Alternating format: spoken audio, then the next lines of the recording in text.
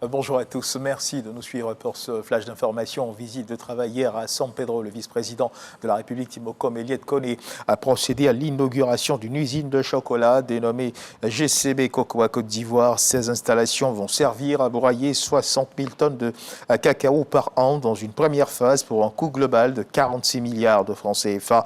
Le fonctionnement de cette usine vient booster le niveau de la transformation locale de cacao. Nous y reviendrons dans nos prochaines éditions. Sachez que l'autorité de régulation des télécommunications de Côte d'Ivoire, la RTCI, se dote d'un nouvel outil. Cet outil devrait permettre à la Côte d'Ivoire d'accélérer son inclusion numérique. Les précisions de Dangui Dangui.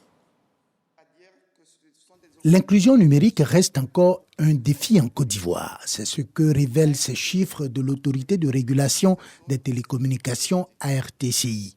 Environ 500 000 personnes se trouvent dans 598 zones blanches, c'est-à-dire dans des localités qui ne sont couvertes par aucun réseau de télécommunications. Et cela alors même que les télécommunications sont le moteur qui propulse notre société vers le numérique, selon des experts. L'Observatoire cartographique des données des réseaux de télécommunications mis en place par l'ARTCI promet de donner les moyens à cet organe de régulation de relever le défi de l'inclusion numérique. L'enjeu pour l'ARTCI et le régulateur du secteur des télécommunications, c'est de mettre à la disposition du public, mais également des bailleurs de fonds et également du gouvernement, les données nécessaires sur la couverture de réseaux des télécommunications des opérateurs. Donc, ce sont des informations que nous mettons à la disposition de toutes les parties prenantes. Ce sont des informations qui sont prélevées au niveau des opérateurs pour avoir plus d'informations sur la disponibilité des services de télécommunications au niveau national.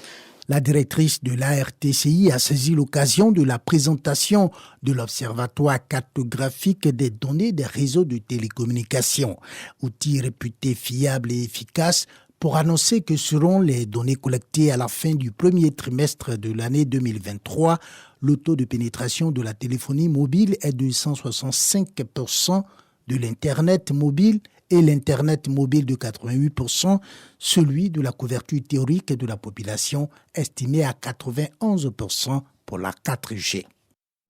Une consultation continentale d'experts sur la réduction de l'offre de drogue a débuté mercredi dernier, se poursuit jusqu'à demain dimanche à l'hôtel Ivoire à Abidjan, une initiative de l'Union africaine en partenariat avec les Nations Unies.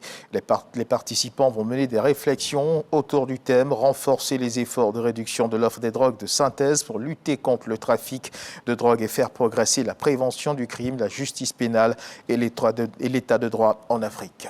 Dans l'actualité internationale du côté du Mali, la Cour constitutionnelle a proclamé hier vendredi à Bamako les résultats définitifs du référendum sur le projet de constitution. Le nouveau texte a été adopté avec 96,91% des voix. Maintenant que les résultats définitifs sont proclamés, le Mali a donc une nouvelle constitution qui donne plus de pouvoir au président de la République et tourne la page de la Troisième République. Le chef de l'État définit la politique de la nation et il est désormais responsable de la politique gouvernementale. Il peut dorénavant saisir directement l'Assemblée. Avec ce texte, c'est aussi une deuxième chambre, le Sénat, qui voit le jour. Toujours dans l'actualité internationale du côté de la Somalie, les autorités somaliennes ont annoncé avoir tué 100 djihadistes Shebab dans une opération militaire conjointe menée avec les États-Unis. De leur côté, les États-Unis confirment avoir éliminé 5 cadres d'Al-Qaïda dans cette opération. Notons que ces frappes aériennes américaines ont eu lieu mercredi dernier avec une intervention des troupes somaliennes au sol dans le centre de la Somalie. Et puis on termine ce tour de l'actualité internationale avec ces législatives en Espagne où la campagne électorale pour les élections législatives s'est donc achevée hier vendredi dans la soirée. Et selon plusieurs sondages, le Parti populaire et son candidat Alberto Núñez Feijóo sont en bonne position. Les conservateurs comptent bien obtenir une majorité absolue demain dimanche, même si les sondages ne leur donnent qu'une majorité relative. Voilà qui marque la fin de ce flash d'information. Merci de nous avoir suivis. Je vous retrouve à 13h pour le journal.